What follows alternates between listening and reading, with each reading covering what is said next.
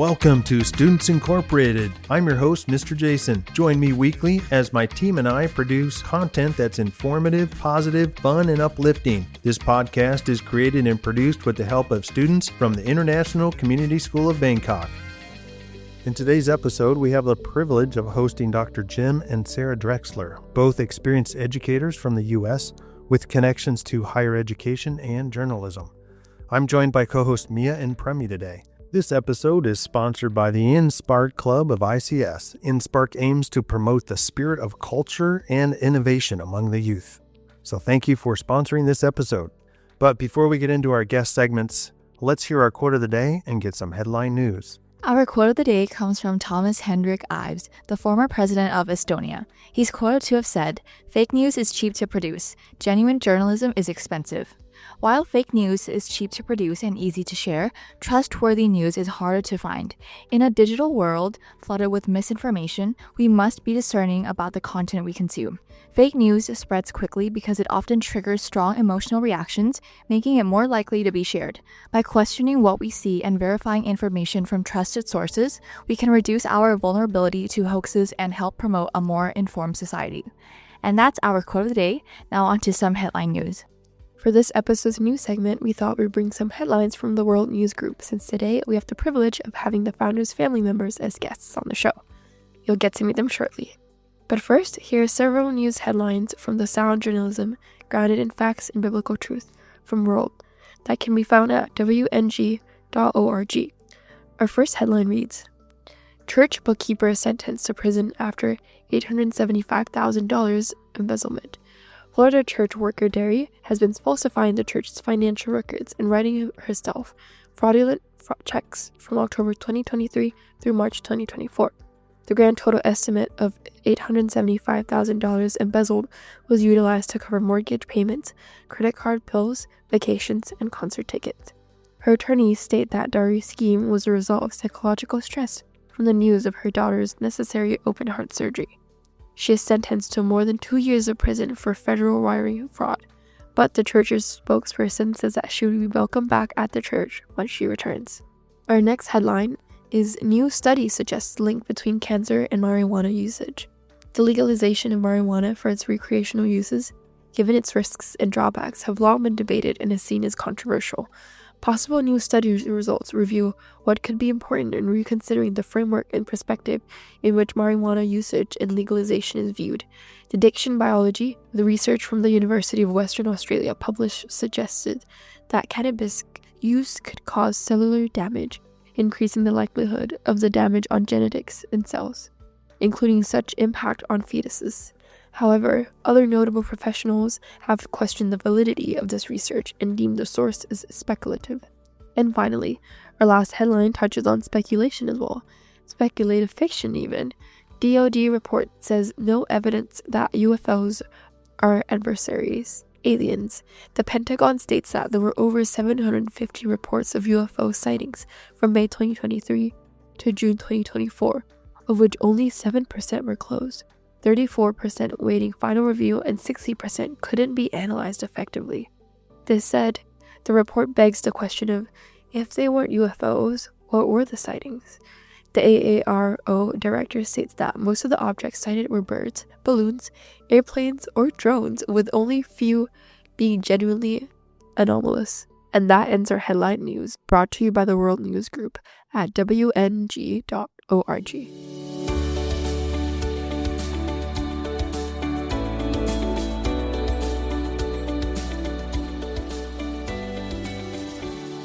Hello, and thank you so much for joining us today. Could you please introduce yourself and tell us a little bit about what you do? Sure. My name is Sara Drexler. I am from Chattanooga, Tennessee. I have been a high school administrator for more than 40 years. I am retired from full-time administration and just helping at the school now, but that's been my career. And hi, my name's Jim Drexler, and originally from Florida in the U.S., and with my wife have been working in education in a variety of places, 23 years in St. Louis at a middle and secondary school teacher. I was the high school principal. And now I'm a professor at Covenant College in the education department, but also serving as a dean and visiting schools and doing a lot of fun things in Thailand. Oh, wow, that sounds so cool. It sounds like you both have been into so many different places and educational fields. Yes. We were wondering if you could give us some insight into the journey you both took to where you are now. And what are some of those defining moments? I was born into a family of teachers and writers. And I just always assumed that I would teach or write. And then when I went to college, I got, I would say, distracted a little bit. I was trained to be a teacher in college, but towards the end, maybe I got a little cocky and thought, oh, well, I don't just want to do what my family did, so I'll go figure something else out. And that was a wrong idea, but it led me into some other places. And one of those was in prison ministry. And I did some writing there and helped with that. But it was during that time, interestingly, that I observed some teachers teaching in prisons and thought, oh, I think I would be really good at that. And it was funny because I was sort of detached from my original education. And it was just a few years later. But I really think that God used that in helping me get a calling.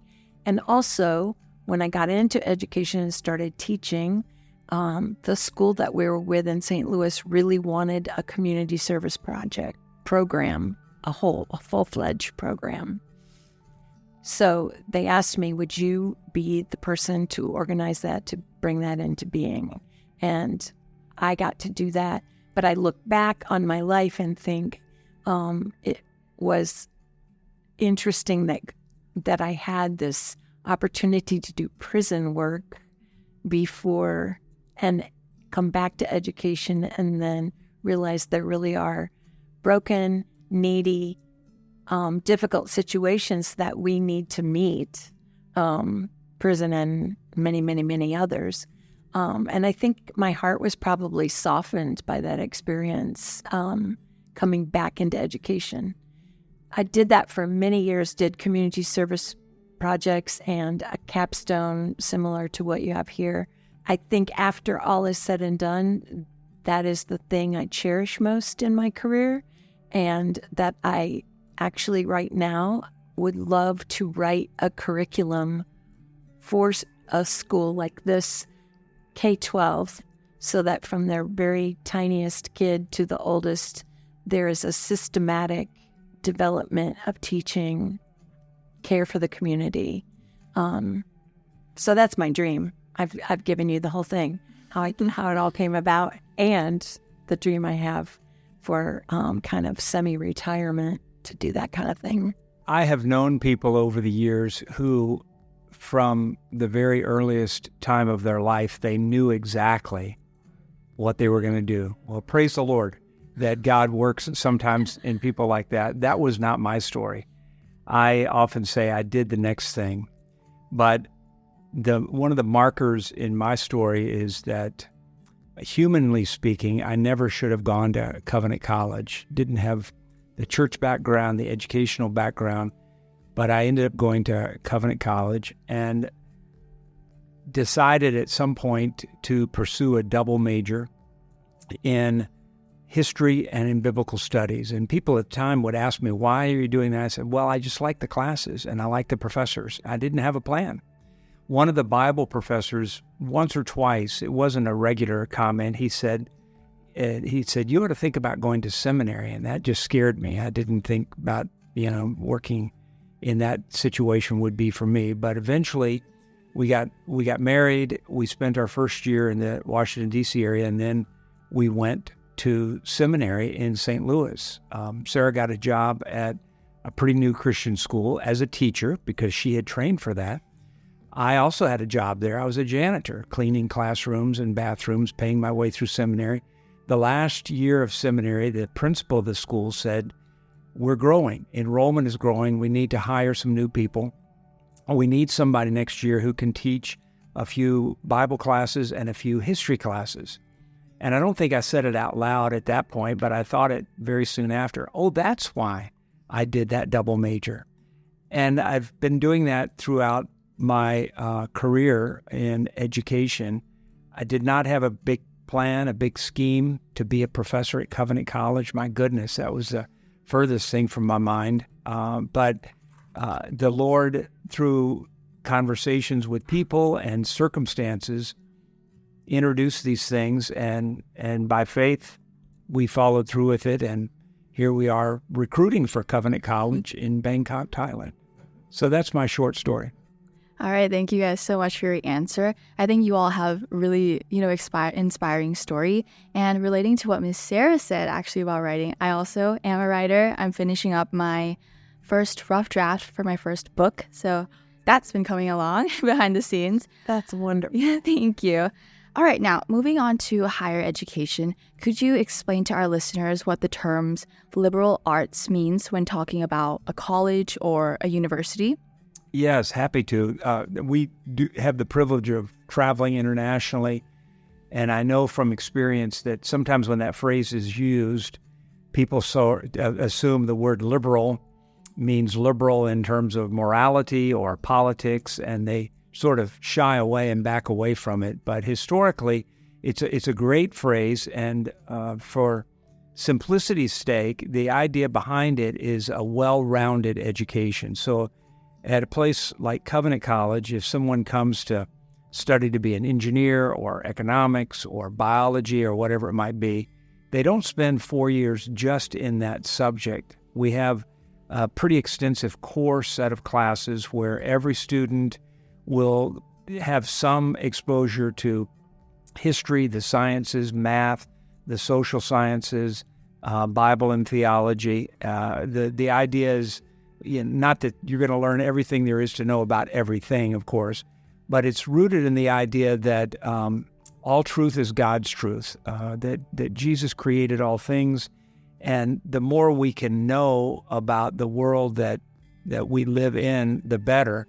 And also, as you study those different subject areas, the liberal arts, languages, and so forth, you begin to see, by God's grace, the interconnectedness of the curriculum. It's not just these isolated topics and subjects out there that never have any connection with one another, but there is an intention in that core to see the overlaps, and some people call it the integration or the connection between content areas. And so the liberal arts historically were to provide a well-rounded education for someone as they were pursuing college and university. Yeah, thank you so much. And I think it's also definitely important to kind of differentiate the, as you said, historical meaning and maybe the meaning it's taken on now. Yeah. Personally, I love the idea of a liberal arts colleges as well. I think it's really important, no matter what profession you go into, to have that kind of connection, like you said, but also more specifically the interdisciplinary kind of approach, or the intersectionality of different things. Because I think it might, regardless of what you do in your career, I think it's important to have an understanding of different disciplines and how they connect. So definitely really important. Yeah, and there's a major at Covenant called Interdisciplinary Studies, where students have the core set of classes, but then they select 2 or 3 concentration areas. So they don't have a major in biology or a major in math. They may have strong concentrations in 2 or 3 areas, and that people who go into that major with the intent to have that interdisciplinary liberal arts, it's a great pathway for students. Yeah. I think also at a liberal arts college, and in particular, I suppose at a smaller liberal arts college like Covenant, it is a beautiful thing to watch roommates learn a little of each other's majors, and to watch the respect and really affection grow for, I guess admiration is also in place for, our daughter was a music piano major, But one of her roommates was a biology major, and one was an education major. And they just were all in different fields, and they couldn't help but learn from each other and at least respect one another. And I think that plays out in real life when you live on the block. Sure. Mm-hmm. And your neighbor is somebody. He's an engineer. And Rarely. whoa, I'm a musician. I'm not an engineer. But you learn to respect For sure. and appreciate Yeah. the world of career and life. For sure. And I think it's also important, like, that learning that is in classroom and outside of classroom. And I think you were talking about earlier about how you were saying, like, Jesus connects, like, the different disciplines. And it's really beautiful to see, which connects really well to our next question that has to do with the balance between faith and academia. What sort of challenges do Christian colleges and universities face when trying to balance faith-based education with the demands of a changing culture and modern academia? Yeah, that's a good question, and it is a challenge. And I think in the most simple terms to say it's a challenge, again, I work in the field of education, so if you have a math teacher, she has to know the content of math, whether it's algebra, geometry, whatever, and how to teach that effectively. But at the same time, to be a consistent and coherent Christian educator, she also has to be increasingly, day by day, week by week, familiar with and learning about what Scripture says about truth and life and the purpose of life and so forth. So to pursue that, it's really a lifelong work. I don't know that any brand new teacher is going to be able to do that. And even a teacher who's 5 or 10 years, and if they haven't, again, intentionally and consciously pursued looking at their content area through the lens of Scripture, it doesn't mean that what the math that she's teaching is neutral. It just means that other narratives, other stories are guiding the decisions she makes in the classroom about content and assessments and relationships and classroom management and discipline and even how you arrange the furniture in the classroom. There's a reason those decisions are made. And to do so, that connection between faith and content and practice is a lifelong pursuit to do that, again, as I use the phrase, consistently and coherently, if that makes sense. I have a friend in education who says he does not believe that we integrate faith and learning.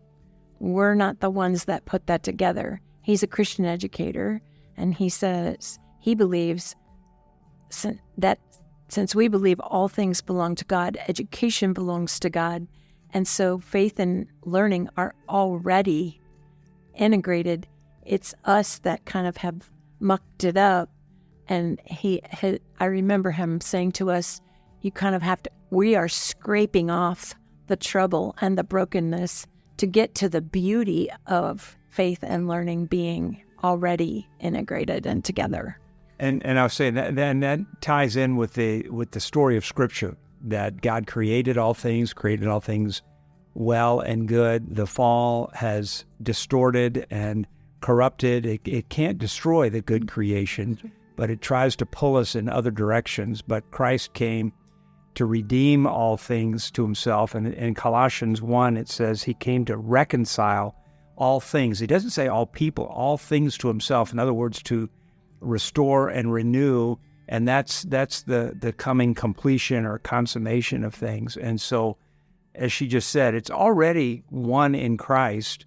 The realities of the fall have had a real negative effect. Sometimes people, sort of in a joking way, will say, if the fall had not happened, would Abraham have flown in an airplane?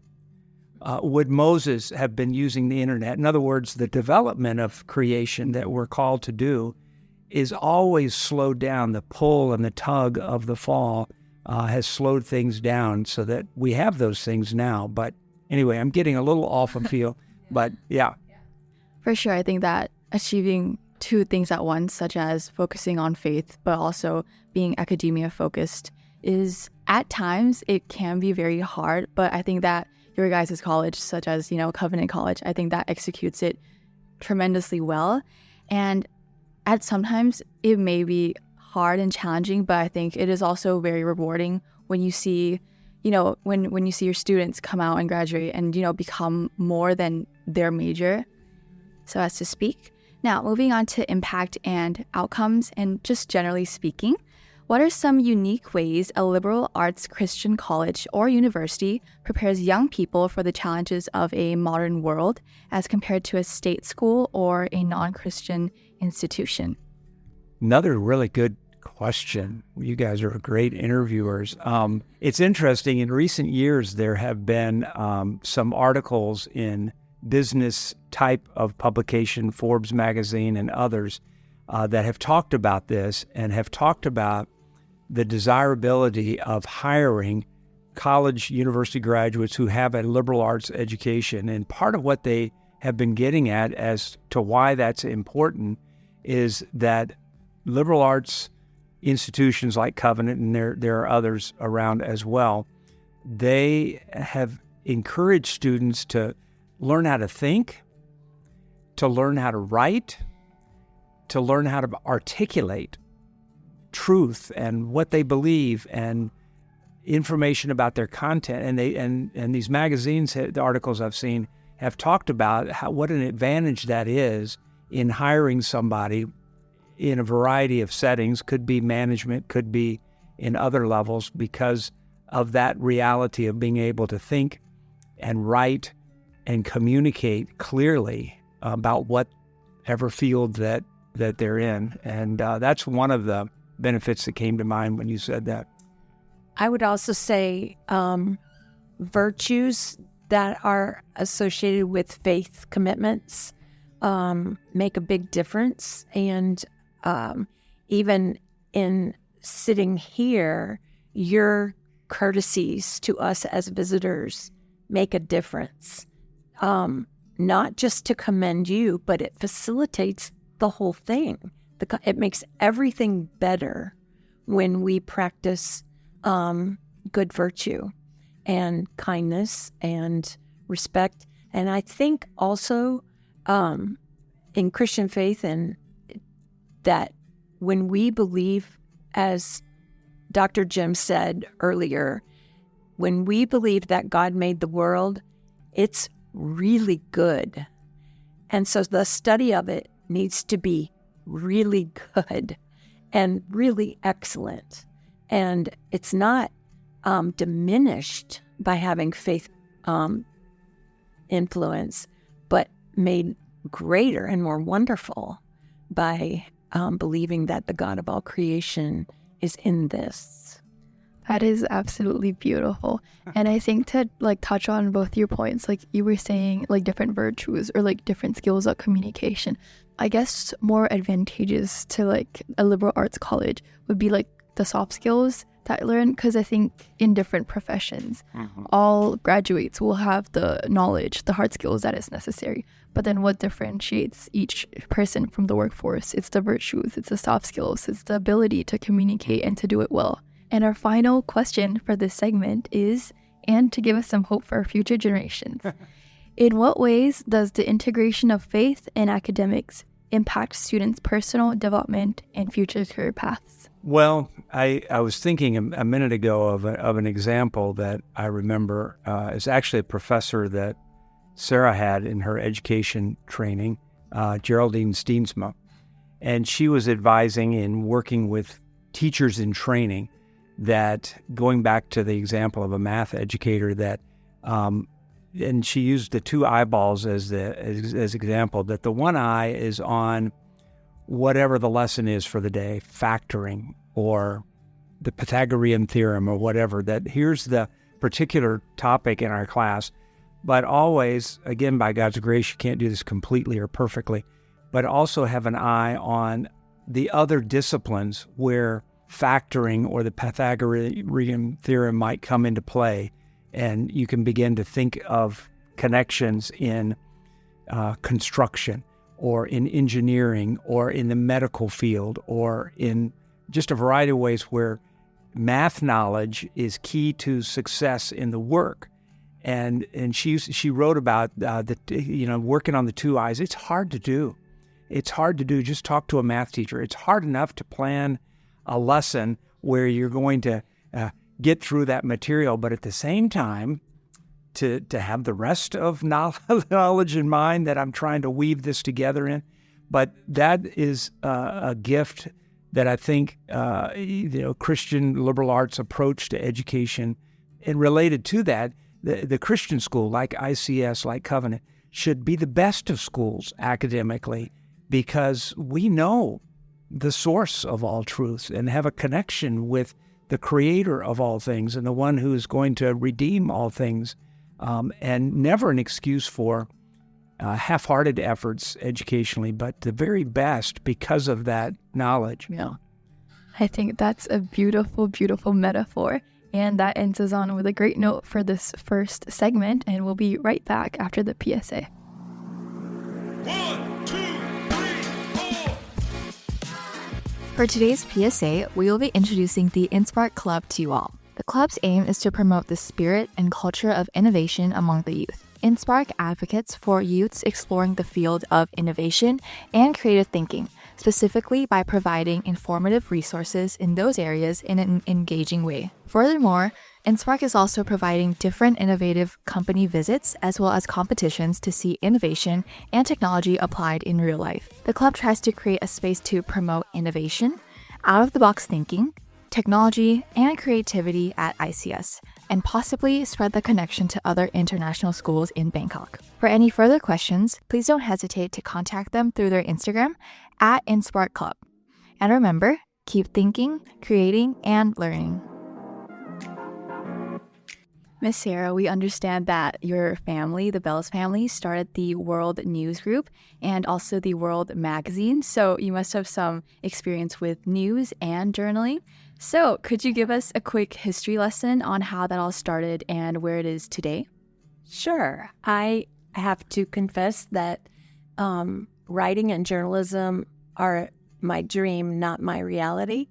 But watching my brothers and my sister-in-law in particular work has been really fun over the years. Our dad, my Bell's father, Max Bells, was a farm guy. Well, yeah, he was a grain dealer out in the countryside of Iowa, and he became a Christian. And one of the things that he did as a very young man was go to work for a small newspaper in southern Minnesota. And he just kind of got the printing bug. And so later, not too many years later, when he was married and he was a pastor, one of the ways that they earned money was to have a print shop in our basement. So we had printing presses, we had a thing called a linotype, and my older brothers were the worker bees down there, really, on the printing. And so my brother Joel really loved the whole printing business. My dad was a great writer, my mom was a good writer, and they just became, increasingly in publishing for our church denomination and for people who hired them. So Joel, after college, after journalism school, worked for a magazine called the Presbyterian Journal, which was a good magazine, but very, not narrow, but narrow audience. And he always thought a better idea would be to have news that was written from a biblical perspective. A little bit along the lines of what we talked about in the first segment. And that's one reason that the news group and the magazine have been called World, because it's based on, I believe, Psalm 24 that says the earth is the Lord's and everything in it. What a verse. So his goal was to have a magazine that told the news from a Christian perspective, told the truth, wasn't afraid of topics or of whatever the news story was, because the objective was tell the truth about what happened, tell the truth about what's going on in the world. And at first, I think the magazine was not a success, started and failed a time or two. But then they started children's news magazines weekly that went to kids' schools. And they were World Kids magazines. I don't know what they were called exactly, but that became very popular in schools. And then shortly after that, the adult version, which was World News Magazine, took hold. And it's still in existence and now has a podcast, a news. I think most people who would talk to you about World probably have heard the news arm that is the world and everything in it. And the magazine is still there, an online version of the magazine. I mean, they have a full-fledged, very thorough presentation. My brother, who started it, passed away in February of this year. So this has been kind of a big year of kind of looking back on World and how it has developed and become quite a strong magazine. Thank you so much. That's super, super inspiring. And I think it's, like you said, it's great to always see and reflect like how far it's come, right? Especially despite like so many setbacks and challenges and how big it's grown and how much impact it's made on people's lives, I'm sure. And on the topic of that news, the World magazine, and you were mentioned like it was found on like with the mission of like having the biblical perspective being integrated into the news. So we'd like to hear your thoughts on the role of news organizations, especially faith-based ones like World News Group, in combating misinformation and how journalists today can distinguish truth from propaganda. Wow. It's kind of a loaded question with the current political situation in the U.S., both sides claiming misinformation, disinformation, hacking, foreign influence.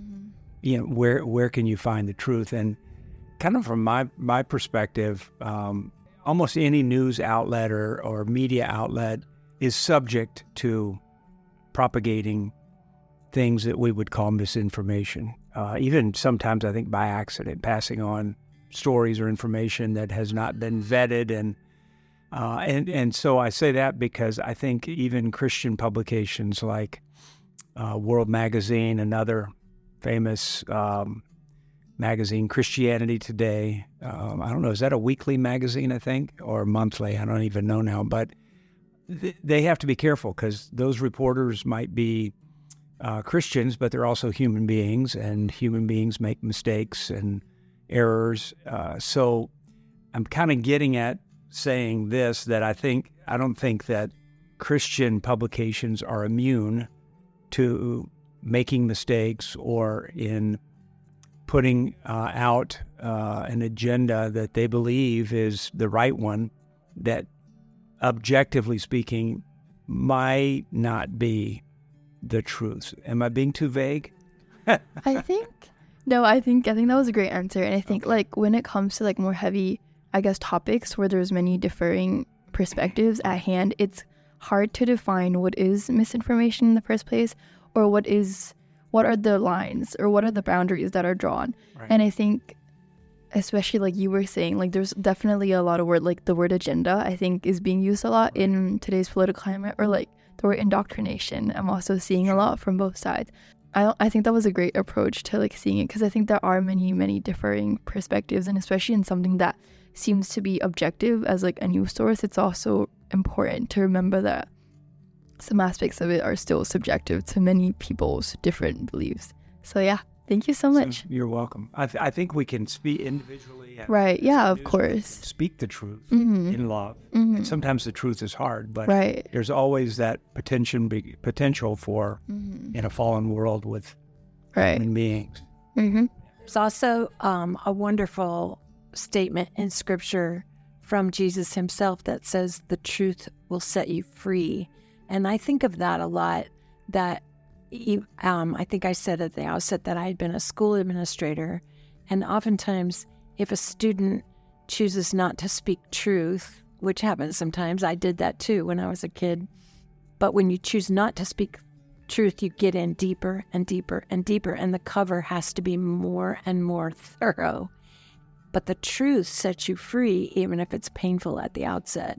And I think I know when I think about my brother Joel that was one of his driving inner messages, was it will set a lot of people free if we give as much truth as we possibly can.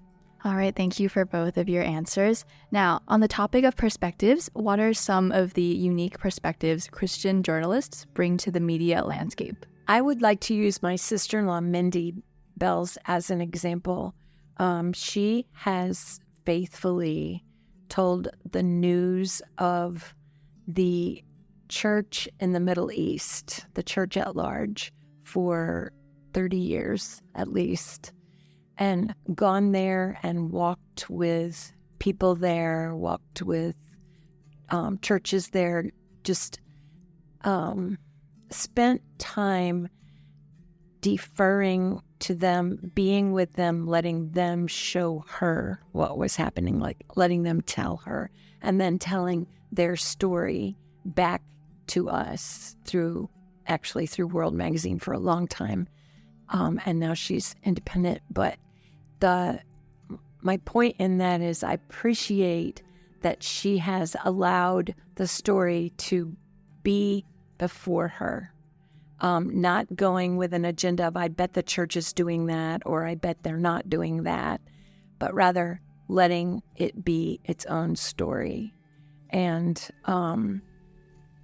I just feel like her writing has been blessed and been, I don't know what you would call it, just underscored in its truth, because she has faithfully delivered it that way, and hasn't wavered.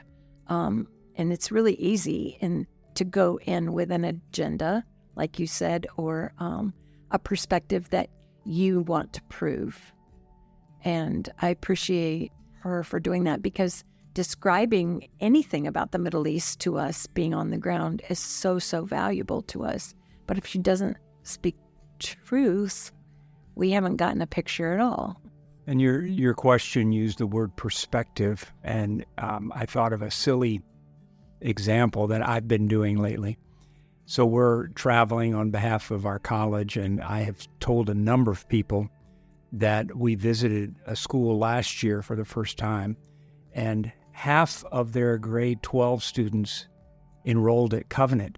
And people like your faces, they think, wow, that you're really good. But then I always go on to say there were 2 seniors. So but this is the perspective. You could say something in this silly example that's true, but the way I chose to say it sounded like, wow, you are really good at attracting students. Well, there was one.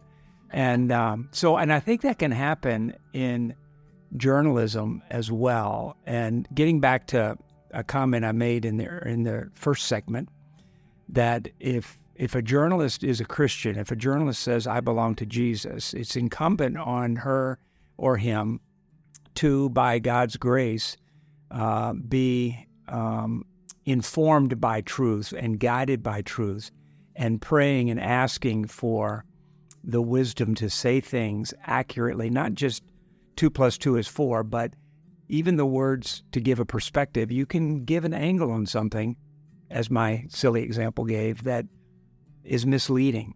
And so I do it for the laugh line, but I know it's misleading. Yeah.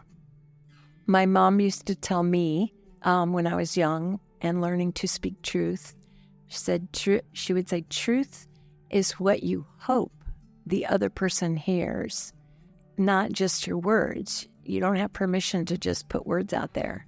You have to think, what do I hope they're hearing? And, that's what you're saying, actually. I love that. I think that's a beautiful quote. And I think it really underscores and emphasizes the importance of communication too.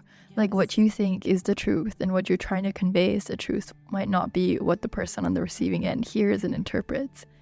And I loved your example as well. I think that is funny for sure. And I think it does prove a point that like truly so many times, both accidentally and intentionally, the words you say, every single word could be meaning something or implying something. So I think it's definitely important to like acknowledge that the effect. So I think it's really important that, that acknowledgement is there. And I think I love those examples and those quotes. They're wonderful. And our next question helps us sort of transition and guides us into this area. In what ways can colleges and universities prepare students to critically assess the media they consume? Are there strategies or methods that can help young people navigate in this area? This is just right off the top of my head, but in answer to that, I really believe that every one of us needs to read more, think more, discuss more in an environment that is listening and that is constructive. And unfortunately, I think in America, at least, and this is probably true a lot of places, your algorithm is what's really directing what you are reading and thinking and reflecting on. Because, the very nature of an algorithm, I believe, and you can correct me, is that it continues to tighten the focus into what you like. And so you start agreeing deeply with yourself and you're not getting a perspective at all. So I think that is one of the most important things, choosing a broad reading, discussing with people who are wise, discussing with people of like mind, yes, but also getting a perspective so that you contribute something to the conversation. After you've been feeding yourself, you've got to spend it on others. I was thinking one of the things that Jesus said, he was actually being quizzed by the religious leaders in his day, how do you summarize the Old Testament law? Wow, the Old Testament law is huge, that's a task. And you probably recall he said two things: love the Lord your God with all your heart, soul, strength, and mind. Love your neighbor as yourself. And I thought, in response to your question about trying to be truthful and guard your perspective, remembering to love your neighbor as yourself it's a good guardrail for for all of life. But if you're wanting to be a truthful, honest journalist or writer, or you write novels, you want to speak the truth. And one of the big motivators is to love the Lord and to love your neighbors yourself. And I'll just mention very briefly, we have one of our favorite singer and songwriters is a Canadian named Bruce Cockburn.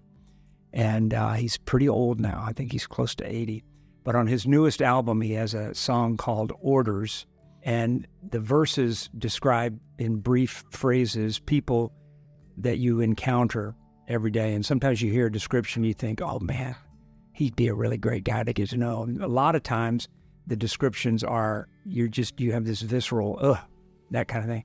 But then the chorus he keeps coming back to, but he sings, but as I recall, our orders are to love them all.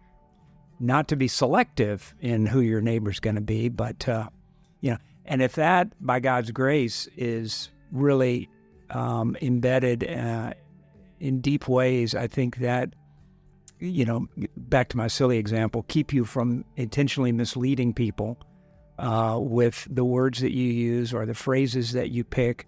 Words are powerful things, and how you say things could be, we live in this cancel culture, and we want to call out everybody who disagrees with me and put them down. But as I recall, our orders are to love them all. You can look them up. Bruce Cockburn, Cockburn. All right, I will. And Miss Sarah, like one thing that stood out with what you said, I think the qualities that you mentioned, being a listener, being a reader, and also thinking deeply, I think it's all very critical. And I think it's what ICS practices a lot. Like I'm recognizing a lot of that in my classes. And also just kind of like opening up your horizon and being in an environment that respects all perspectives, because what happens is that it helps you feel safe when you have different perspectives from others. So I think that was, a really nice highlight that you said. All right, now back to some advice. And assuming the news source is both truthful and transparent, why is it good for a young person to stay knowledgeable about current events and world news and not just live in this bubble? Well, I'm thinking of people who do that, and why do I see it as virtuous? And I guess on the surface of things, it just makes you more interesting. You bring more to the table, you bring more to the conversation, but also I think we've learned this in our travels, and it's a little bit along the same line of reading, makes you so much more tenderhearted towards the brokenness of things when you take a good look, a good, fair look. In the U.S., immigration is a huge issue, and people are upset about it for very good reasons, and people are upset at those who are upset about it for very good reasons. And listening to both and bringing a heart of justice and kindness to that discussion is essential. And so the first reading, of course, as a Christian that I would recommend is God's Word, because it's going to teach those things. But then moving on out from that, people who represent are consistent with those principles of justice and mercy and what Micah 6:8 says about, this is what the Lord requires of you, those things. And so I just think it makes you a wiser person, makes you a more interesting person. It turns your face towards other people, and it gets you out of your navel gazing. And I think that's good for every one of us. I definitely agree. And I think, all your points I loved. And I think you used some really beautiful words there too. Like saying, for instance, like people being able to just contribute more to the conversation, be more interesting, be more wise, or like, as you said, giving hearts to the brokenness. I think that's a really beautiful way to phrase it. And I think reading, being more aware, being more open to perspectives in general just really increases your empathy. And I think that's also real important. So I love that. And definitely pursuing virtues is a great thing to keep in mind, as well as biblical perspectives and worldview. However, that might be for each person. And we would like to end all our guest segments with advice. So here's our final question. What advice would you give to young people today, particularly those entering college or starting their careers, about navigating a world filled with misinformation and staying grounded in both truth and faith? That is a great question. I think that the number one thing I would say is, obviously you're saying this in the question itself, to consider the source and then choose the source. Right. And all of us must look at what we're listening to, the algorithm. Back to that. Are we paying attention to the ever-tightening picture that's just reflecting back at ourselves and telling us that our own opinion is so worthy? It's not that. But my guess is that you would recommend, Dr. Jim, you would talk also just about objective truth and having a source outside your own broken heart to speak and give you a framework. Yes.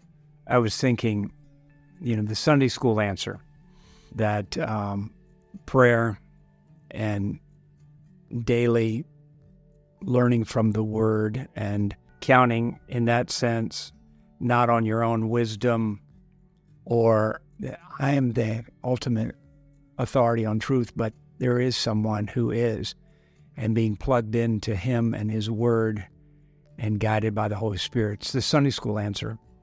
And it's familiar because it's a true answer. And I think that would, along with what you said, help guide, put some guardrails, keep people in check. I think remembering that if you have a worldview that says everybody's right, then someone who thinks you're wrong is right. because they're right. That's a little bit of a goofy answer, but it's very interesting to think if we all have rightness, complete rightness within us, and my rightness begins to develop into a murderous feeling towards everybody named Mia, right? You know what? That's terrible. It can't be right. And so there's right and wrong somewhere. Yeah, I would encourage that, checking yourself.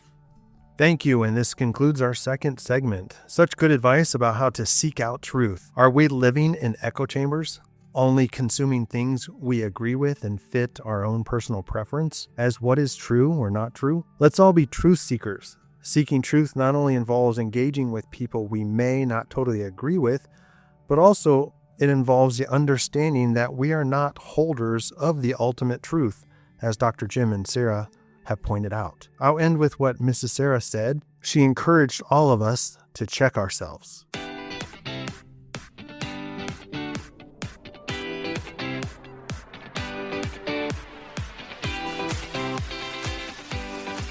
Stay tuned for our next episode as we focus on the topic of design, covering the principles and elements of design, as well as having a discussion about design no-nos and a list of design best practices. Thanks again to our sponsor, the InSpark Club of ICS. This club seeks to promote innovation, out-of-the-box thinking, and creativity among its members and the greater local community. And as always, this podcast would not be possible without the hard work and support of our international student production team. All music and sound effects are courtesy of Pixabay.com, a vibrant community of creatives, sharing copyright-free images, videos, and music. And we are signing off until next time. We are Students Incorporated, because your voice matters.